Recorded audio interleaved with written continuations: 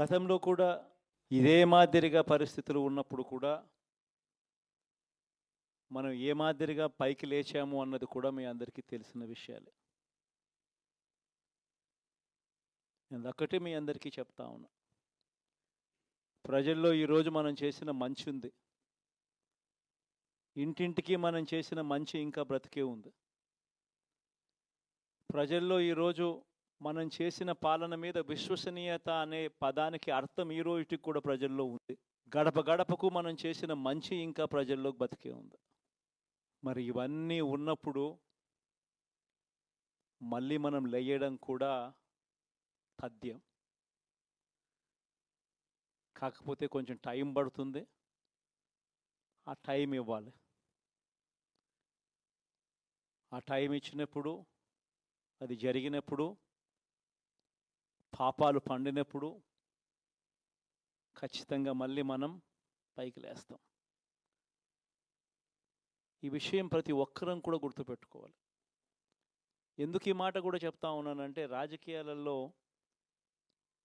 అన్నిటికన్నా ముఖ్యమైన అంశం క్యారెక్టర్, విలువలు, విశ్వసనీయత. ఈ పదాలకు అర్థం తెలిసి ఉండడం రాజకీయాలలో చాలా అవసరం. రాజకీయం అంటే ఎల్లవేళలా అధికారమే కాదు. అధికారంలో లేనప్పుడు కష్టాలు ఖచ్చితంగా వస్తాయి. కానీ ఖచ్చితంగా కష్టాలు వచ్చినప్పుడు మనం ఖచ్చితంగా ఏ రకంగా రియాక్ట్ అవుతాం అన్నది మన చేతుల్లో ఉంది. విలువలు, విశ్వసనీయత లేని మనిషిగా రాజకీయాలు చేద్దామా, లేదా కష్టాలు వచ్చినప్పుడు ఆ కష్టాలను ఎదుర్కొని హుందాగా నిలబడుతూ మళ్ళీ 5 సంవత్సరాలు కళ్ళు మూసుకుంటే 5 సంవత్సరాలు అయిపోతాయి, మళ్ళీ 5 సంవత్సరాల తర్వాత మన పాలన వస్తుంది, మన ప్రభుత్వం వస్తుంది, అప్పుడు మళ్ళీ మనమే ఆందోళన ఎక్కుతామన్నది కూడా గుర్తుపెట్టుకొని అడుగులు వేస్తామా అన్నది మనలో ప్రతి ఒక్కరూ కూడా ఆలోచన చేసుకోవాలి. ఇదే మన ప్రభుత్వం అధికారంలో ఉన్నప్పుడు కులం చూడలేదు, మతం చూడలేదు, ప్రాంతం చూడలేదు, రాజకీయాలు చూడలేదు, చివరికి ఏ పార్టీకి ఎవరు ఓటు వేశారు అన్నది కూడా చూడకుండా ప్రతి పథకము కూడా డోర్ డెలివరీ చేయించాం. మనం అర్హత మాత్రమే ప్రామాణికంగా తీసుకొని ప్రతి పథకము, ప్రతి మంచి కూడా ప్రతి ఇంటికి డోర్ డెలివరీ చేయించాం.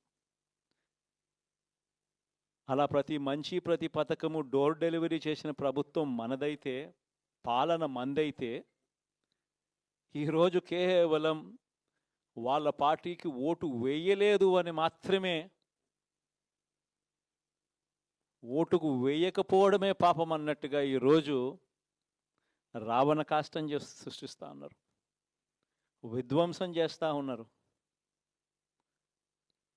ఆస్తులు నష్టం చేస్తున్నారు, కొడతా ఉన్నారు, అవమానిస్తూ ఉన్నారు. ఇవన్నీ శిశుపాలుని పాపాల్లో భాగాలుగా ఇవన్నీ అప్పుడే పాపాలు మొదలయ్యాయి.